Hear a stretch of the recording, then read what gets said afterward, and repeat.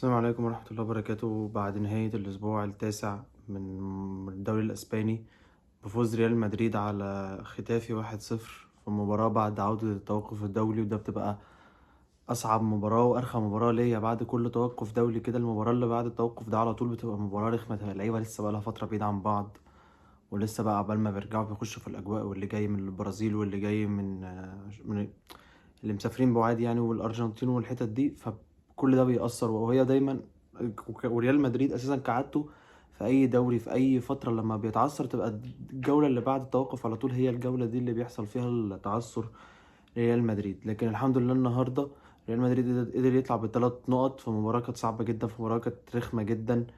ووردلاس مدرب بتاع ختافي ده مدرب معروف عنه بطبعه الدفاعي، وان هو قد ايه ان هو مباراته دي بتبقى مباراة رخمة من كتر ما هو فرقته بتبقى فرقة متكتلة في منطقتها.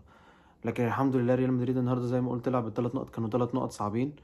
بدأنا في التشكيلة كان في عليها تغيرات كبيرة طبعا عشان خاطر إصابة هويسن، وغير برضو ان أردا جولر لسه كان راجع من التوقف الدولي و...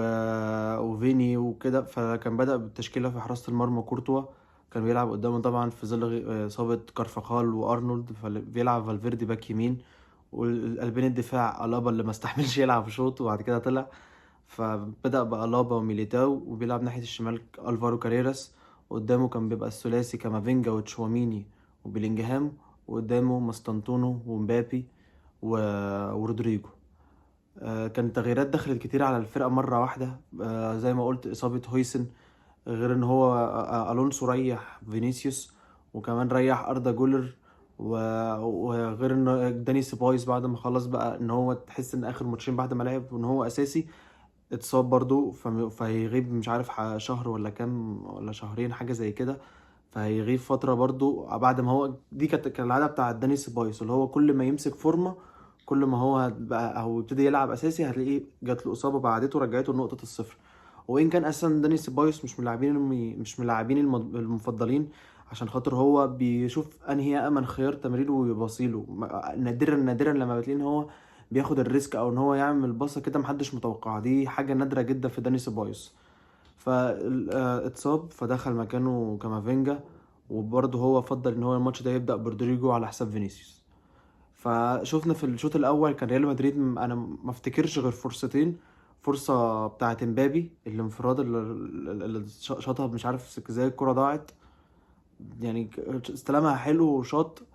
والكرة التانية بتاعت ماستانتونو ان هو اتأخر قوي في قرار الشوط، يعني إن فكرة دخل في مساحة ضيقة واخد التو من بلينجهام ورقص وحجز.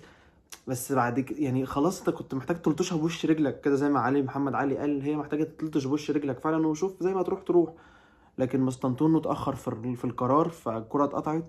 فالشوط الأول كان احنا كنا مستحوذين، وختافي كان هو نازلين راكنين ورا. ف فكان ماتش تحس الشوط الاول تحس ان الشوط كان هادي جدا، ورودريجو عمل رودريجو هو الباصه اللي عملها فرصه امبابي، بس هي دي الباصه او الهجمه اللي كان عاملها رودريجو طول الماتش طول الوقت اللي هو كان بيلعب فيه. انا الشوط الاول والشوط التاني رودريجو ما قدمش حاجه تثبت لي ان رودريجو هو بيتخانق على المكان الاساسي بتاعه. يعني احنا كلنا عارفين ان رودريجو لعيب كبير ولعيب عنده الكواليتي وعنده كل حاجه تؤهله ان هو يبقى يلعب اساسي، لكن هو النهارده في الماتش ما قدمش حاجه. هي الباصه بس كانت حلوه قوي بصراحه منه لما استغل الثغره بتاعت ختافي. فكره ان هم كانوا بثلاث مدافعين، فلما مثلا الهجمه تبقى من ناحيه فالفيردي او مستنطور ناحيه اليمين، فالناحيه الشمال بتبقى فاضيه، بتبقى فيها مساحه، والعكس برضو. ففي الكرة دي رودريجو كان رايح لناحية اليمين، كان داخل كان قاطم لجوه رايح لناحية اليمين، فلقى مبابي في مساحة فراح اداله البص، لكن مبابي زي ما قلت فنشها مش بأحسن شكل، فراحت سهلة في ايد الحارس. لا، فالشوط الاول كان عباره عن ده، بلينجهام لسه ما استرجعش مستواه. بلينجهام واضح تماما ان هو بعيد عن مستواه، وواضح ان هو لسه مش جايب الفورمه بتاعته. بس انا عشان من بعد ماتش اتلتيكو مدريد انا ما عملتش فيديو، ما اتكلمش على ريال مدريد في الماتشين اللي لعبهم قدام كايرات المات، وقدام كمان فيا ريال، عشان خاطر انا حسيت ان اي نتيجه بعد الديربي او بعد ماتش الكبير هي ما الا مسكنات يعني. هم بياخدوا مسكنات لحد ما انا اللي يهمني واللي بيحصل ده كله. انا عايز اشوف اللي بيترجم على ارض الملعب ده يوم الاحد الجاي في الكلاسيكو قدام برشلونة. انا ده اللي انا عايز اشوفه من ريال مدريد. اشوف هما بقى في الماتشات الكبيره احنا هنعمل ايه، في الماتشات الكبيره ايه اللي احنا هنقدمه في ماتش كبير. احنا بقالنا فتره في الماتشات الكبيره ما بنقدمش حاجه. فده اللي كان مخليني انا من بعد ماتش الديربي حسيت ان هو لا، كسبنا ماتشين ورا بعض، واحد في دوري الابطال وبنتيجه وبهاتريك لمبابي والكلام ده كله، وبعديها ماتش فياريال ده ماتش مش سهل برضو، بس احنا كنا احسن من فياريال واحنا كسبنا فياريال. يعني بالمقارنه فياريال وبالمقارنه بينا لا، في فرق واضح لينا يعني. فانا ده اللي كان مخليني ما اعملش فيديوهات طبعا زياده عليها، كانت في انشغالي، بس ده مش موضوعنا ده كله. انا اللي شفته في الماتش بتاع النهارده ده متفاهم ان دي لسه العوده من بعد التوقف الدولي، ودينا شفنا ليه الابا مثلا بيضمنش مركز اساسي، ان هو مستحملش، غالبا جات له اصابه. لما قريت بعد المباراه ما لقيتش الناس بتقول ان هو رجعت له الاصابه، وناس بتقول ان هو تشافي الونسو سحبه تبديل عادي يعني. لكن انا دافيد الابا خلاص، هو دافيد الابا ما عندوش حاجه كتيره ولا حاجه جديده يقدمها. فالرجوع لنقطة أردا جولر وبيلينجهام، مع احترامي الكل بيقدموا أردا جولر مع احترامي، بس الفرق بينه وبين بيلينجهام فرق كبير. يعني بيلينجهام لما بيجيب المستوى ما فيش حاجة أردا جولر يتفوق فيها على بيلينجهام، غير ان هو جايب مستوى الفترة دي. عمل اسيست تحفة في الماتش ده، الباص بتاعه جامد. لكن انا لما بتكلم ان الناس حاطة فكرة ان أردا جولر هو منافس لبيلينجهام، اردا جولر بصراحه مش منافس لبيلينجهام. اردا جولر ممكن يبقى هو اللي هو جايب فورمه، هو اللي معاه كل الادوات اللي مساعده على الفتره دي ان هو يلعب اساسي. لكن انا شايف ان هو لا، يعني مع الرجوع لبيلينجهام ومع ان هو خلاص يوصل للتوب فورم بتاعه اللي احنا عارفينه، بيلينجهام هو اللي هيركب في المركز ده. ممكن بقى نشوف تشافي الونسو يقرر ان هو يرجع بلينجهام جنب تشواميني ويلعب باردا جولر. والله دي كلها حاجات او قرارات ترجع لتشافي الونسو، ما ترجعليش. وان كان انا مش مع القرار ده، ان القرار ده هيأثر علينا، هيأثر على مستوانا وعلى مردودنا في فكره ان بيلينجهام طبعه هجومي اكتر، وهو اردا جولر دي بنشوفه. فانا شايف ان بيلينجهام هو لازم يقدم. يعني مثلا انا مش الناس محساني ان انا بتكلم عن مين ممكن فيرتس مثلا وبيلينجهام. مع احترامي للمستوى اللي جايبه اردا جولر، انا بحب اردا جولر فشخ، وشايف ان اردا جولر ده لو كان بيلعب في برشلونة او بالمستوى اللي هو بيقدمه ده، كان في فرقه مثلا في الدوري الانجليزي، كان هياخد تقدير غير اللي هو بياخده ده دلوقتي. لكن فكره الناس اللي حاطاه ان هو رايفل، ولا ان هو ده الكومبيتيتور بتاع بيلينجهام، فلا، بيلينجهام في المستوى بتاعه ما يقعدش. مفيش لعيب في العالم كله في المركز ده اللي هو خط الوسط الهجومي يقدر ينافس بيلينجهام نقطة. ومن أول الصف، من أول السطر، لا تقول لي بقى بالمر ولا تقول لي أردا جولر ولا كل اللعيبة دول محترمين، لكن بيلينجهام في المستوى بتاعهم يقعد دول مستريح بالجودة اللي عنده هجوميا ودفاعيا على فكرة، وتأثيره في حطه في أي دور له علاقة بخط النص، هتلاقي بيلينجهام عنده 8 من 10 في كل حتة فيهم. بس عشان انا طولت في الحته دي، لكن الكلام ده بس عشان ما تفهمش غلط، انا مش ناحيه كلامي ده ان انا بنتقد ان اردا جولر، لا بالعكس، انا زي ما قلت اردا جولر لعيب فشيخ وجايب فورمه فشيخه وانا بحبه فشخ، بس ما يلعبش اساسي دلوقتي، او مش هو اللي هياخد مكان من بيلينجهام. بس ده الرأي اللي عندي في الحته دي. لكن زي ما قلت الشوط الاول خلص ما كانش فيه اي فرصه، ولا علينا حتى جت فرصه خطيره. الشوط التاني بقى شفنا على طول قام ساحب اردا جولر، سوري، قام ساحب الابا ونزل راؤول اسينسيو، ولعبنا شويه كمل 10 دقايق كمان، لقى ان مستنتونو مش شايف، فقام سحب مستنتونو. وده اللي عجبني بصراحه، ان المره دي شفت تبديل جديد من الونسو، وخلى رودريجو شويه زياده في الماتش، وقام سحب مستنتونو وحط مكانه، ونزل مكانه فينيسيوس. والحته دي عشان ناس كتيرة بتتكلم برضو على الحتة اللي هو مفضل مستنتونو، هو ليه بيلعب مستنتونو اساسي. الحتة دي عشان خاطر ان هو شايف ان مستنتونو اولا هو حاطط خلاص حصر المرة دي، خرج بره الاطار اللي هو كان عامله، ان فكرة رودريجو وفينيسيوس هما الاتنين دول اللعيبة اللي بيلعبوا ناحية الشمال. فالماتش بتاع النهاردة حرك رودريجو ناحية اليمين، فهو مخلي المنافس بتاع مستنتونو يبقى ابراهيم دياز. وهو اللي مخلي برضو ان هو يلعب اساسي ان هو ماستنتونو بيضغط كويس قوي، ولعيب بيجري كتير وبياخد الكرة واثق في نفسه وبيخلق فرص، وانا عاجبني.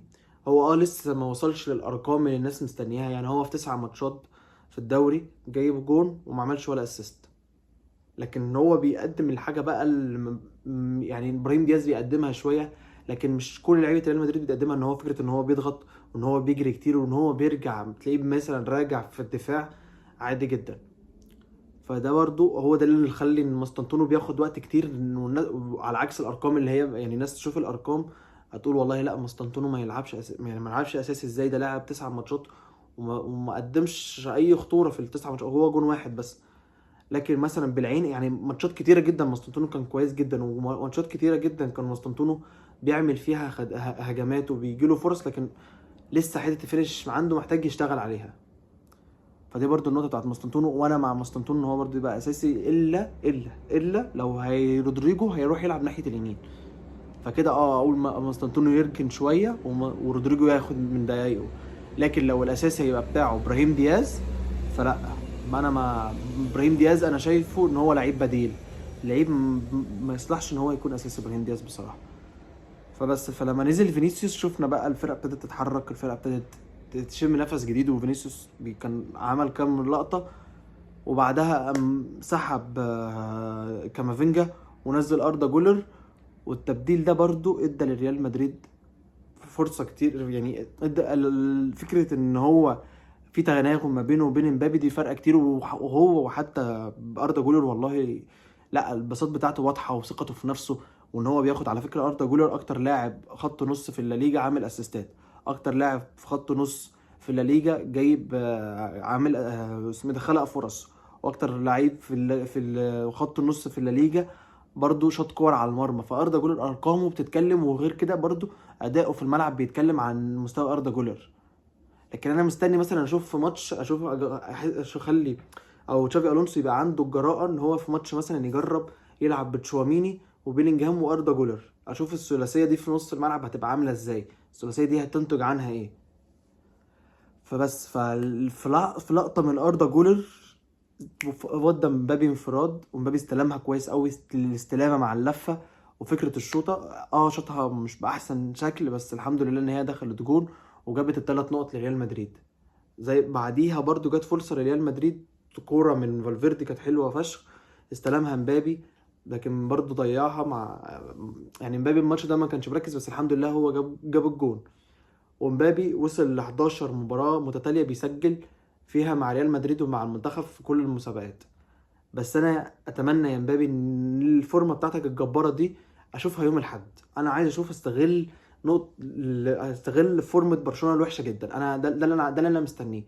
انا اسف يعني مش ماتش ختافي ولا ماتش مايوركا ولا الماتشات اللي احنا كسبناها دي، هي دي الماتشات اللي انا مستنيه. انا عارف ان المنافس بتاعي في لا ليجا هو برشلونه، وعارف ان المنافس اللي هو انا وهو ده اللي احنا هنبقى احنا الاثنين اللي فارقين، وده الماتش الناس كلها مستنيه هو ماتش برشلونه، واحنا اخر 4 ماتشات مع برشلونه متروقين. فانا مستني الماتش بتاع يوم الاحد الجاي، هو ده الماتش اللي تشافي الونسو المفروض يبقى مركز فيه. عارف ان قبلها عندنا ماتش قدام يوفنتوس في الكالتشيو سوري في دوري ابطال اوروبا، عندنا ماتش مع يوفنتوس في السانتياغو برنابيو يوم الاربعاء. فالماتش ده برضو مش سهل لان كان يوفنتوس لسه خسرانه من كومو، فاتمنى ان احنا نكسب يوفنتوس عشان يبقى داخلين ماتش برشلونه مركزين، ومفيش حاجه مأثره علينا ولا نتيجه ولا اي حاجه. احنا الماتش بتاع برشلونه ده انا بالنسبه لي ده هو ده الماتش اللي هيوضح لي ريال مدريد فين، هل ريال مدريد وتشافي الونسو قدروا ان هم دلوقتي يبقوا فرقه تنافسيه ولا لا. ان برشلونه مستواها وحش، كل الفرق اللي بتلعب برشلونه عارفه تخلق عليها فرص، فانا خايف ان هم يوم الاحد الجاي يبقى هم هيفوقوا علينا، ده الشعور اللي جوايا. هل انا متفائل بالكلاسيكو؟ لا مش متفائل، عشان خاطر كام ماتش الكبار اللي احنا لعبناهم في السنه اللي فاتت وحتى في كاس العالم للانديه وبدايه الدوري السنه دي قدام اتلتيكو مدريد، كل ده اللي لسه في ذهني، هو ده اللي مقلقني من ريال مدريد، ان احنا في الماتشات الكبيره مش فرقه تنافسيه، الفرقه اللي قدامنا تقدر علينا تعمل هجمات. فده اللي انا مستنيه يوم الاحد، هو ده الماتش اللي هيعرفني ريال مدريد واقفه فين دلوقتي من الفرقه الكبيره في الفرقه التنافسيه. عشان احنا بعد الماتش بتاع ماتش برشلونه ده صعب. احنا داخلين على فتره معجنه الفتره الجايه، يوفنتوس، في برشلونه، في فالنسيا، في ليفربول. فشويه ماتشات داخلين عليها الفتره الجايه صعبه جدا، كلها اصعب من بعض. فماتش برشلونه ده انا ده اللي بالنسبه لي فورمه امبابي. انا مستني اشوف التوب فورم بتاعت امبابي، والتوب فورم بتاعت اردا جولر وبيلينجهام وفيني وكل دول. انا مستني كل دول يبقوا مركزين في الماتش الجاي. والماتش ده برضو بتاع ختافي مع الطردين اللي هما بالنسبه لي طردين ما فيهمش كلام. سواء الطرد الاول بتاع نيوم، الواد دخل في رجل فيني، من ورا واضحه من غير الكوره. فطبيعي تبقى كارت احمر. مش فاهم الناس اللي بتقول ده مش كارت احمر ازاي، ده من غير كوره. اردا جولر اساسا بصق الكوره، سوري كاريراس بصق الكوره لاردا جولر في قلب ملعب، وفينيسيوس كان بعيد عن الكوره اساسا. فواضح قوي ان هو داخل على رجله واتطرد وطلع. واللقطه التانيه برضو طرد ما فيهاش كلام، بعد ما فيني بص قام دخل من وراه وقطمه، انذار تاني وطرد. فالطردين كانوا سهلين جدا. بعدها ضيعنا. تحس ان ريال مدريد استسهل الماتش وخلاص. تحس ان اللعيبه مش عايز تبذل مجهود زياده، ان احنا بنلعب قصاد 9 لعيبه. فجت في الاخر لقطه، واللقطه دي توضح لك تيبو كورتوا. هو تو قاعد مش عارف كام و80 دقيقه مش جاي عليه فرص. في دقيقه واحده كان جات عليه فرصه ممكن يضيع مننا نقطتين، لكن كورتوا ده طلع من المرمى وتشال الكوره. الحمد لله الحمد لله، عشان يبين لك قد ايه ان هو حارس كبير، وقد ايه ان كورتوا واحد من اهم اللعيبه في ريال مدريد في الفتره الاخيره، واحد من المساهمين في اي انجاز ريال مدريد عمله الفتره الاخيره. طبعا تيبو كورتوا هيبقى واحد من المؤثرين في الانجاز ده. ففي لقطه واحده تيبو كورتوا قدر ان هو يحفظ لنا ال3 نقط وماتش يخلص. فالماتش الجاي انا ختاما انا مستني الماتش الجاي من تشافي الونسو، اشوف منه بقى.